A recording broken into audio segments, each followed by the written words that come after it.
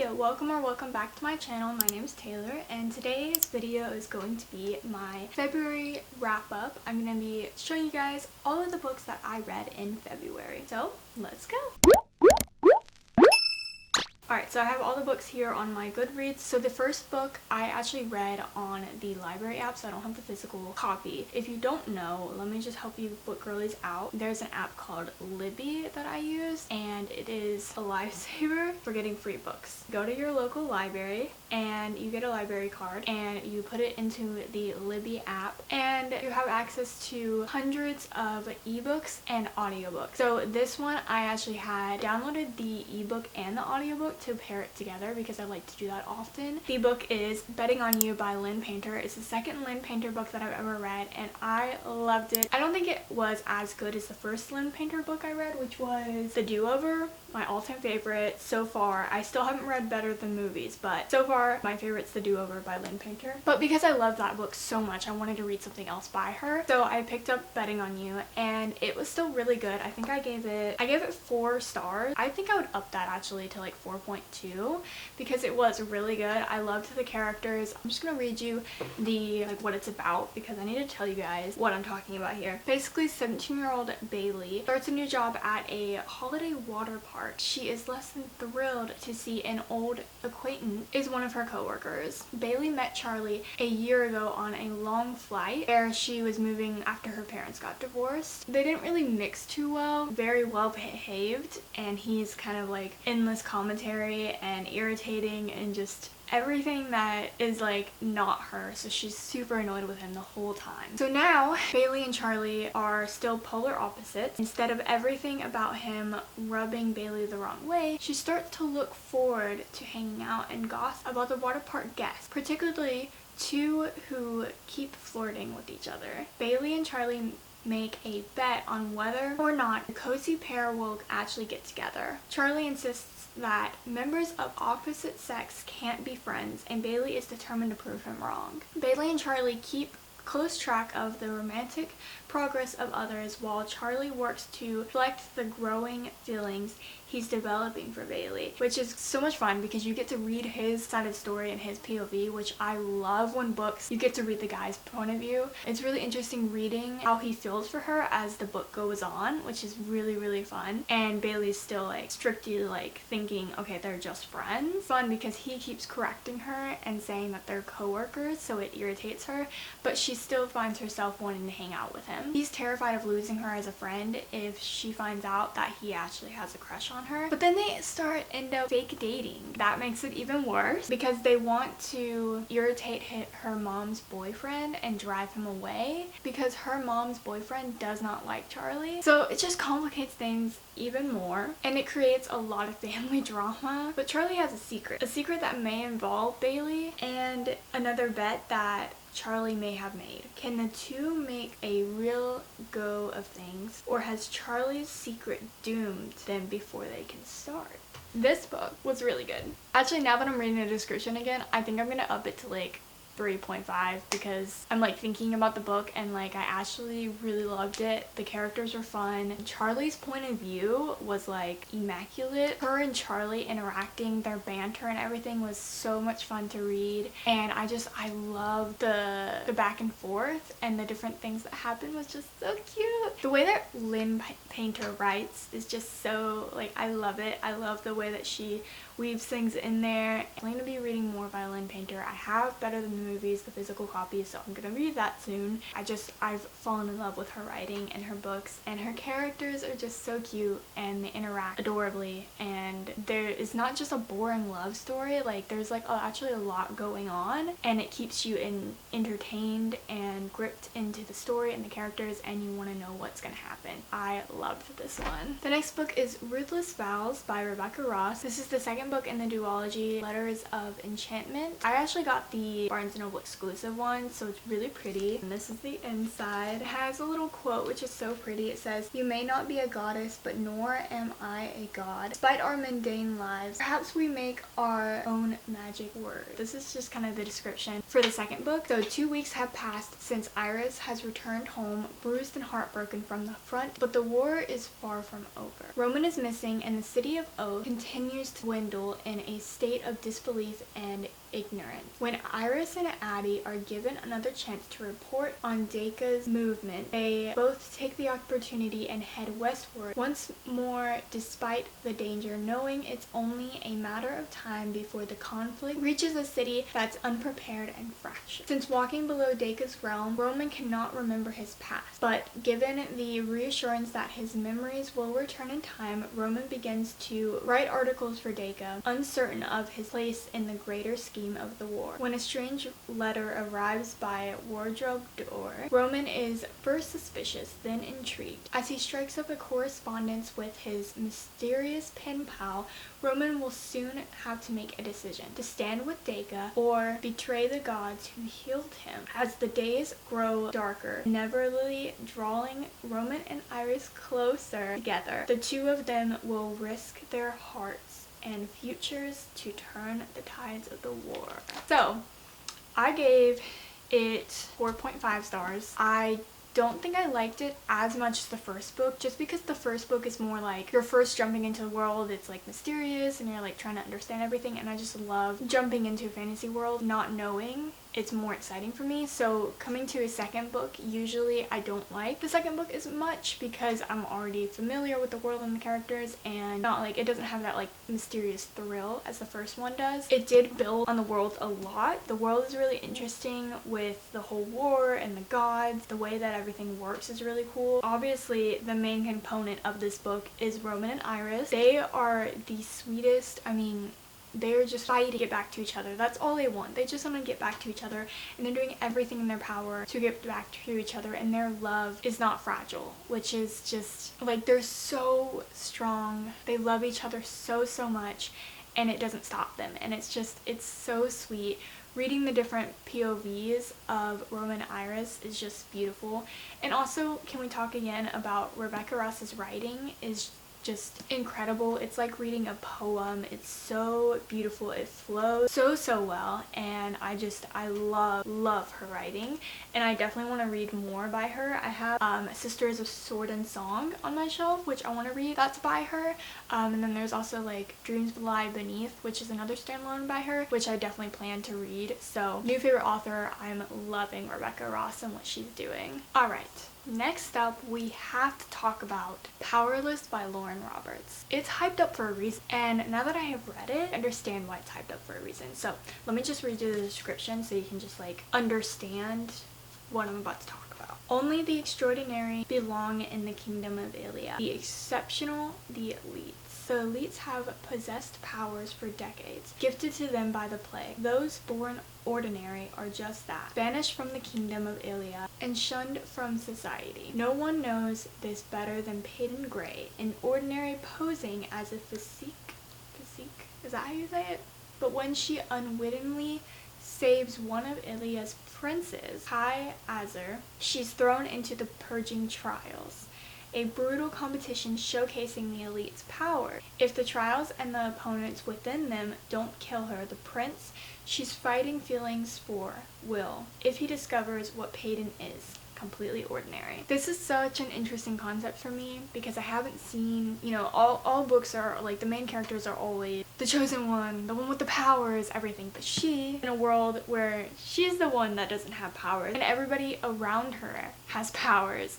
So I thought it was really interesting when I found out that the main character is the person that doesn't have powers and everybody else does, which is really cool. I know that some people compared it to like, you know, Hunger Games vibes, but at this point, I've seen so many young adult books that have like, you know, the trials, games, all of that. So like, it's not really a new concept and it's been done a million times. I'm a sucker for it. I like it, and I think that it did a pretty good spin on it, so I'll give it to her. So this book, I rated 5 stars. Loved this book. I ate it up. It was really good. When I was reading it, it was like I wasn't reading at all. It was like I was watching a movie in my head. For me, it's really hard to find books that like I just forget I'm reading and I lose track of time, and this was one of those books that I lost track of time. I was reading this outside one day and my boyfriend was coming over and he texted me that he was like on his way, and it takes like 30 minutes for him to get to my house.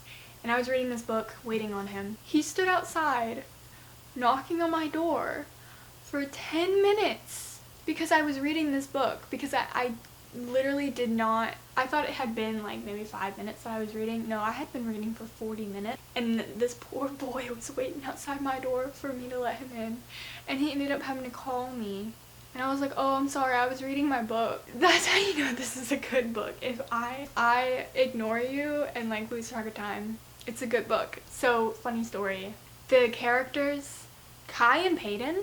Okay, Kai, new book boyfriend. Sorry to my actual boyfriend, but Kai? This man. Also, his power is really cool, and his character arc and development and just his overall character was really interesting to me.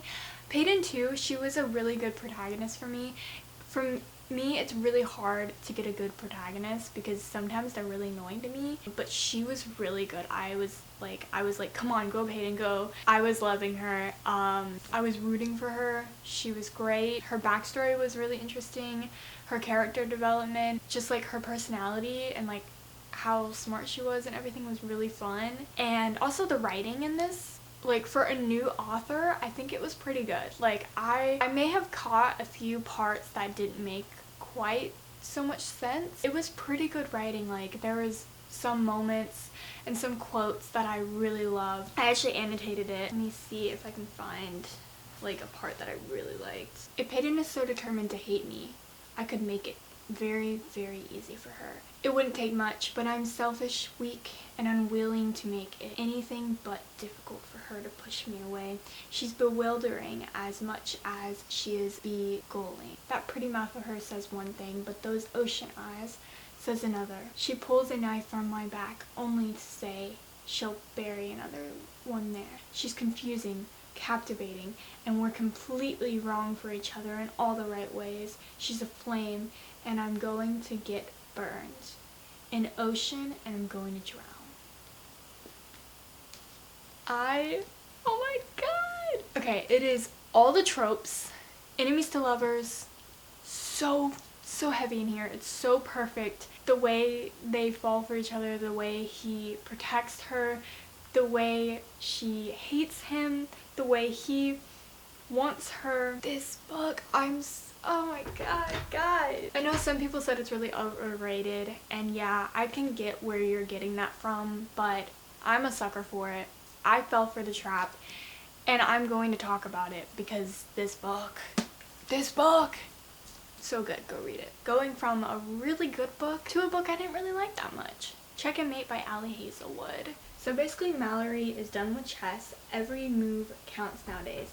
After the sport lead to the destruction of her family 4 years earlier, Mallory's focus is on her mom, her sisters, and the dead-end job that keeps the lights on. That is until she agrees to play in one last charity tournament and wipes the board with the notorious King Killer, Nolan Sawyer. I was so bored. I listened to the audiobook. I got it on the Libby app. I listened to it while I was at work. I work at Barnes & Noble, if you don't know. I was at the register all day, so it was a slow day. I was just listening to the audiobook. I listened to it in one day because it was really quick. I didn't feel anything for the characters. I don't remember much at all of what happened. Which sucks because I was really excited for this, and I know that it has pretty good reviews, so I was really disappointed with this book. And honestly, I can't really tell you much about it because I don't remember what happened. A lot of chess, that's all I remember. I don't remember any of the character building or like development or anything of what happened. And I wish that I could talk more about this, but I just can't. That's all I've got, so moving on. Alright, moving on to the next book. I read The Hobbit. My boyfriend is really into Lord of the Rings, and he suggested that I read The Hobbit, so I was like, okay, I'll do it. I listened to the audiobook. I found it on YouTube for free, and it was a really good audiobook, by the way. Like, the production was really good. Like, they had like voice actors, like music and sound effects, and like everything. It was like you were watching the movie, like, or like listening to the movie. It was really good. I listened to it while I was at work, and I was like shelving stuff, so I was kind of distracted because I was like having to like alphabet alphabetically shelved books and stuff, so I wasn't fully paying attention, and I wish I had been because I think that I would have enjoyed it more. I'm not gonna really do the description because everybody knows what The Hobbit's about. I'll put it up on the screen though, like the other ones. And I watched all the movies. My boyfriend and I watched all of the extended versions. I fell asleep through a few of them, but yeah, so I think high fantasy for me is really hard to keep me engaged. I think the only high fantasy book that I've ever like gotten into is The Witcher, and I'm still not done with The Witcher. I'm on the second book. It's been sitting on my shelf for like a year, like with the bookmark in it halfway through. Fantasy books, like adult fantasy books, are really hard for me to pay attention to, and so I think I gave this like 3 stars. I did enjoy it. I do remember some parts, like I remember the dragon, I remember like Gandalf and some of the team. I think that this is one of those books that I actually like plan to like put on my reread list because I really want to like it. Because I was like listening to the audiobook and I was distracted at work, I just couldn't get into it, and I missed a lot of key details, so I was really confused and did not know what was happening. So far, like I'm just kind of like meh on it, but I want to like it and I want to reread it and actually like pay attention to it, so I do plan to get the actual book and read it. Oh my god, my boyfriend's texting me right now. That's so funny. And I liked it enough to want to reread it. So, yeah. Alright, next up we have a book that I got from the library. I did not mean to go to the library and get books because I already have a really long TBR. But I was really feeling in the mood for some mystery, which is interesting for me because I've never actually read a mystery book. I saw this one book while I was working and I was like, I want to read that.